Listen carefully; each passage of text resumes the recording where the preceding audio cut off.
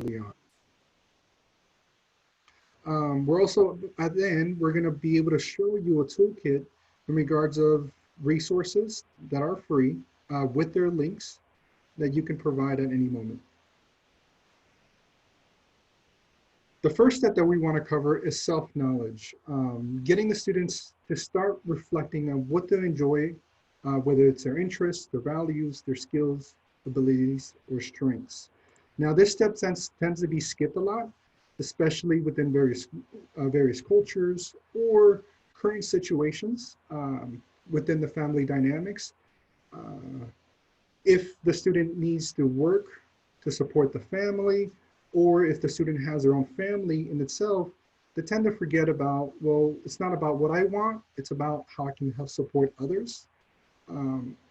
But to be able to add additional support for the student, we try to have a dialogue where we can provide assessments possibly, or even explore a little bit more to be able to have an intentional connection with what they're hopefully going to do for the rest of their lives, or at least enjoy what they're going to be doing.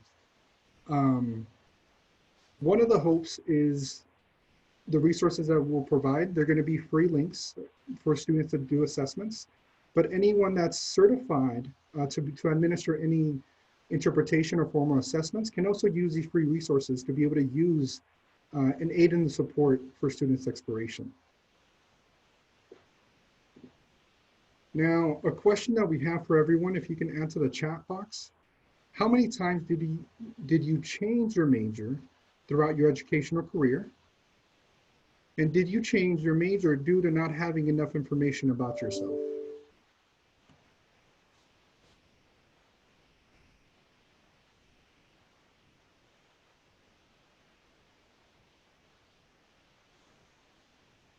Chelsea says she never changed her major 3 times, twice.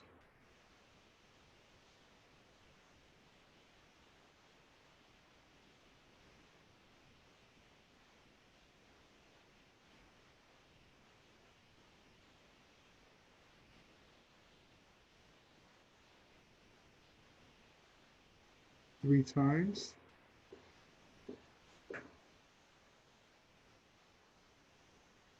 Lost of wasted units 5 times.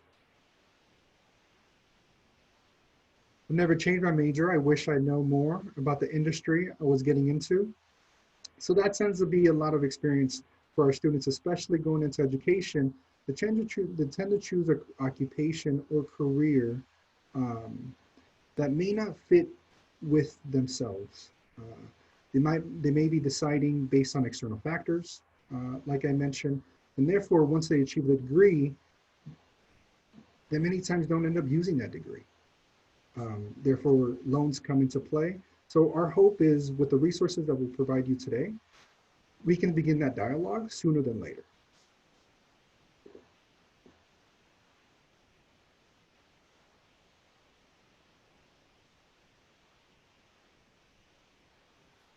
For step 2 of this career exploration would be the occupational research.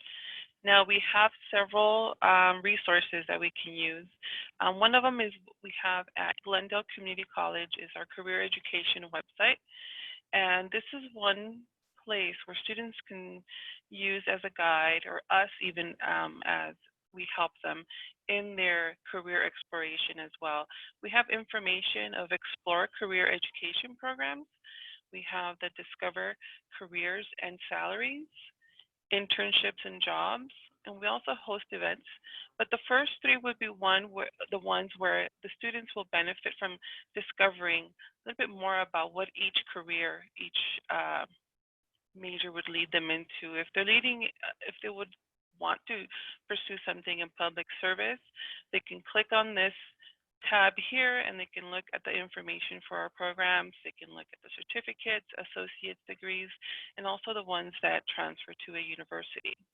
Now, having this information could help them navigate, get to know a little bit about who they are, what they're interested in. Also discover careers and salaries. The option has several options where they can do some research about either the labor market information, the credentials that are needed within that particular industry. For example, if they want to become a firefighter, do they know that they also have to be EMT certified in order to be employable? And is that a credential that they can easily obtain at a community college, or do they have to go to a special program? So we offer the EMT 139 and EMT 140, which ultimately will qualify them to take the National Registry Exam for Medical Technicians, NREMT. And we have other credential courses that prepare you for the credentials exam, like even in real estate.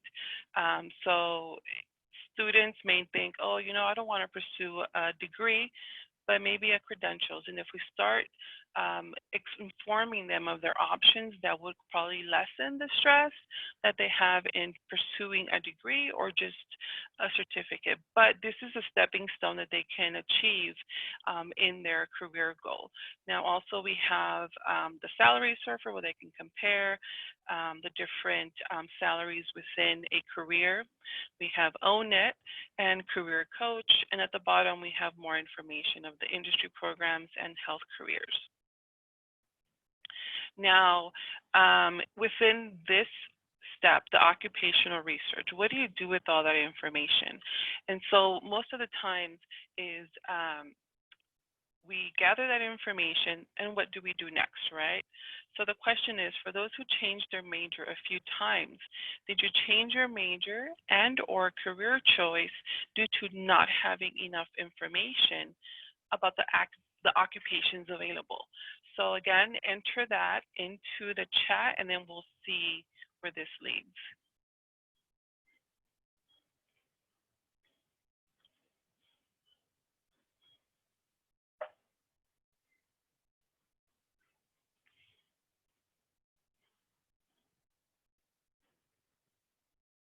And yes, I see 2.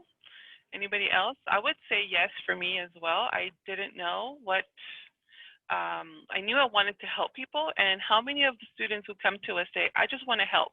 Well, there's many ways you can help a person. So with doing research, doing interviews with people who, let's say you meet a police officer, would you ever have thought of asking them a question as far as how did they start their career? Were they interested at all? Did they even know what that career entailed? So by doing that occupational research, there's many ways that you can achieve that. And this would be one of the ways of using these resources, but also applying them and having that conversation with those who are in the field.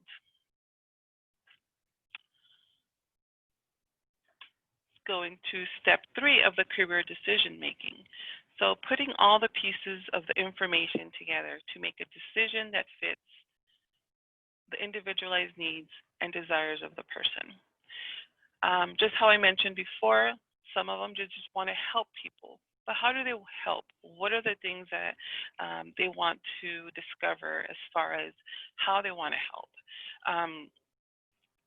So putting the skills, the interest, all of their abilities, let somebody in, and bringing that information from the occupational research that they make, we can help them as their career counselors to start putting all those pieces together.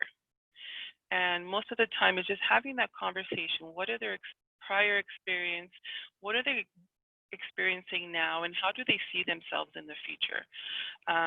And usually, as far as, oh, I can't move this, sorry. Oh, there. We can prompt them with a question as far as recalling a time when you, actually this is something we're going to ask you right now, is recall a time when you were unsure about your career path or another big decision in your life. What were some of the thoughts, feelings that may have been present? What helped you move forward in your decision making? So think about maybe those people who influenced you, you had those role models, or you knew from the get-go that you knew you wanted to do X, Y, and Z. Or even if you didn't.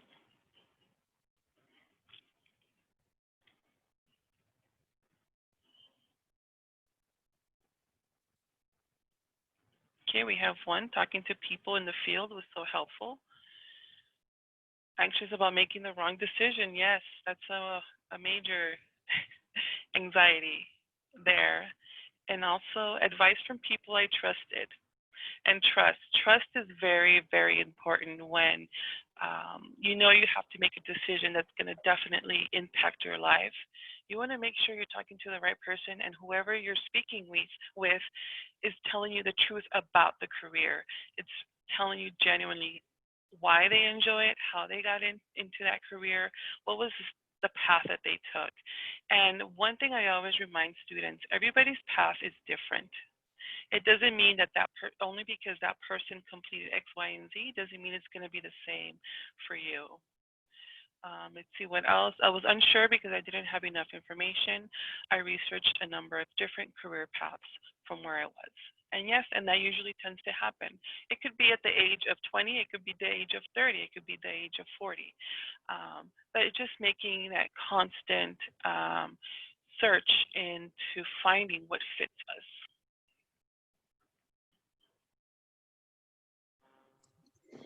All right, so now the fourth step, not necessarily the last step, because sometimes this is a cyclical process. So students might have to start over or jump back in at some point. But step 4 of the career decision-making process is actually taking action. And what that looks like is going to be different for every person. Some people may need to set goals. Maybe they don't have a goal yet. They may need to look at acquiring new or further education, training, credentials, looking into how and where they can get those credentials or education. They may need to just gain relevant experience. Maybe they have the education, but they need to go out and do some volunteer work or an internship experience or get an entry-level position somewhere. The next step may be creating your resume or updating your resume so that it is relevant for the new position that the person is looking to get into. This could involve networking as well, looking at professional organizations or attending events or chamber of commerce meetings or whatever that looks like. You know, in today's day and age, a lot of virtual events are happening, and our students, our clients, our people that we're working with can attend those events and make their presence known. This could also include the creation of business cards, you know, creating a brand for themselves and having something that represents that brand so that they can be known out in the field. This could include searching for jobs. Maybe they have all of the other pieces and now they're ready to look for jobs, but they don't know where to look. So they do need assistance in that process, or maybe assistance in figuring out how to do the applications or what is needed, or practicing interviewing skills. So looking at how to answer certain questions that you know are very commonly asked, as well as looking at questions that the person could ask in the interview to feel if it's a good fit for them, as well as the other way around. So in this step, there isn't a one size fits all. Everyone's going to be in a different place, and this is not everything, that all of the actions that are possible that a person is going to be ready for, but it does give you an idea on some of the ways in which we can help students who are at that place in time. Myrna, the next slide, please.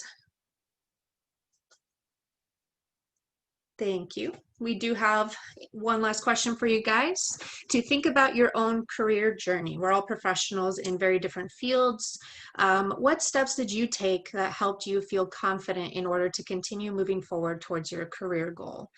Did you have any setbacks? If you could just share in the chat box any initial thoughts in regards to responding to that question.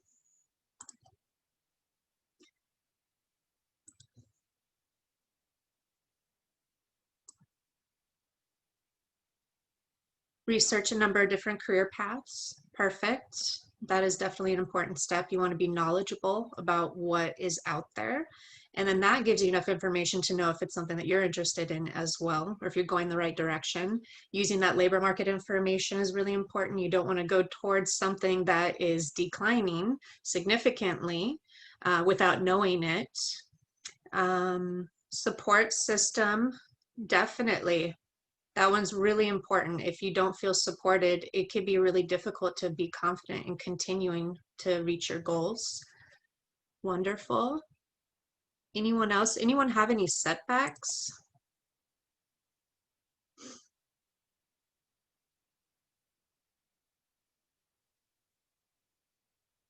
Not having a support system could be a setback. Yeah, okay. Thank you, Anthony. Had to take jobs that paid less to get better jobs. Sometimes we have to acknowledge and talk to our students, our clients, that you're not going to get that top paying job right away. You do have to work your way up. So that does help you in taking that first step, getting your foot in the door so that you can move forward and not feeling discouraged because it's not as much pay as you want, or maybe it's not doing what you want initially, but understanding that it is a process. Volunteering to get experience helped, absolutely. Main setback was doing more formal career exploration before jumping into a major. I think that this is a big push for a lot of us in education. We are trying to get the career exploration early on so that people can understand what their options are before they select their major and dive deep into something. Internships, free internship, is that a setback?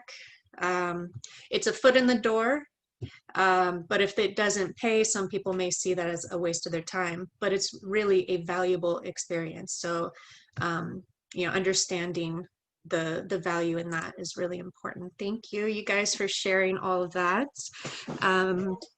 Mirna, if we could go to the next slide, I believe we are going to take you to the toolkit that you guys are going to be able to keep. And I did just put the link to it in our chat. I'm going to share my screen. Mirna, would you mind stopping the shared screen? Thank you. And I'm going to take you guys to the toolkit, which I also have open. All right. Everybody could see the screen, right? Perfect. So just like we were talking today in the 4 steps of the career decision-making process, we do have this toolkit divided into 4 different tabs. You'll notice down below, there's self-knowledge, career information, decision-making, job search. So in each of these, we categorize them so that when you're working with a student, you can generally have a sense of where this person is. If they are saying, I don't know what I'm good at, I don't know where to begin, probably starting with step 1, self-knowledge, is going to be really important. And these are some free resources that you can use with your students. A lot of them are assessments based off of some of the more formal assessments, which do cost money. So if you have that in your school's budget, great, you can use the formal ones. These are good, like watered down versions, again, are free for your students. And there's a number of different options here, and they're all a little bit different. Some are gauging personality, some are interests, some are skills, some are values, but there's a lot of different options there. I'm not going to go through all of them, but just wanted to give you guys a snapshot at what is here. The second tab, career information. So this is where you can get the labor market information, career information, what you can do with certain majors.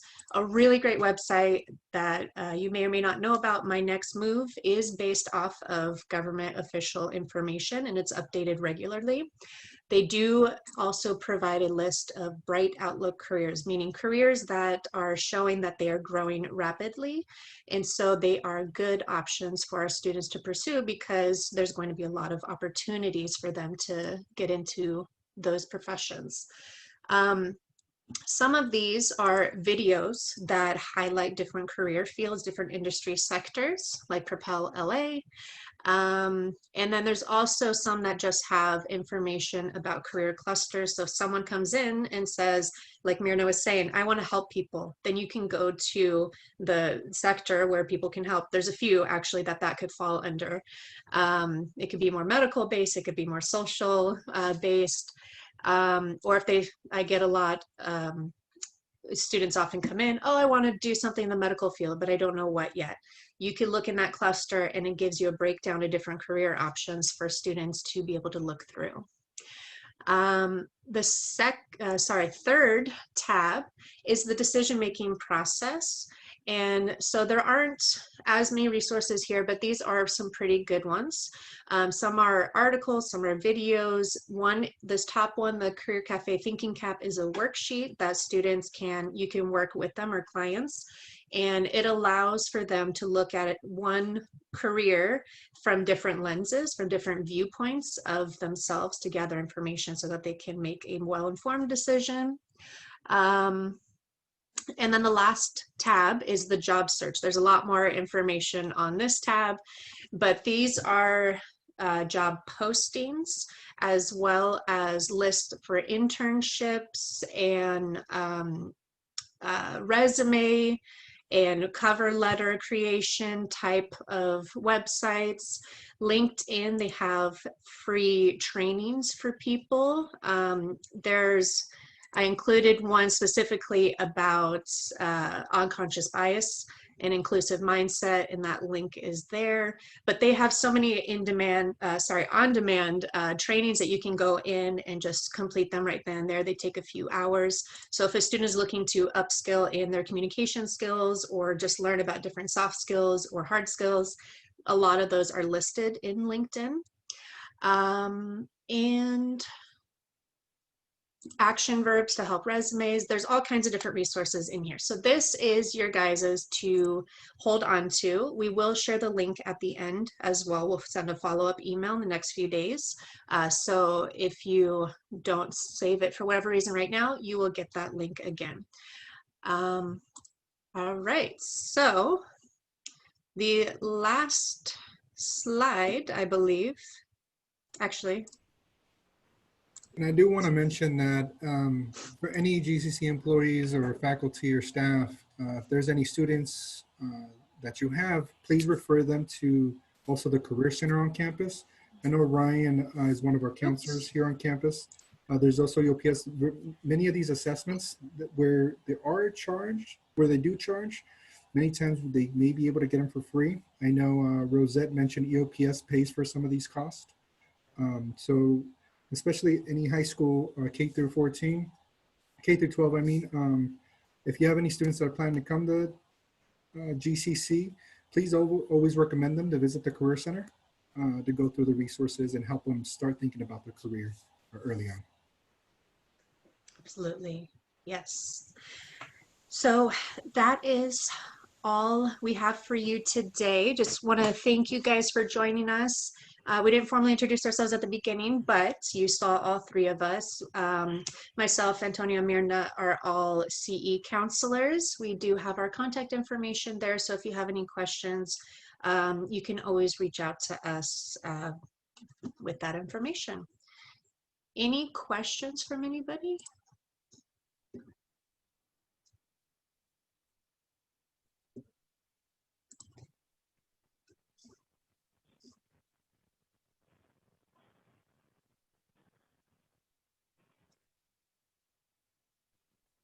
All right, I think.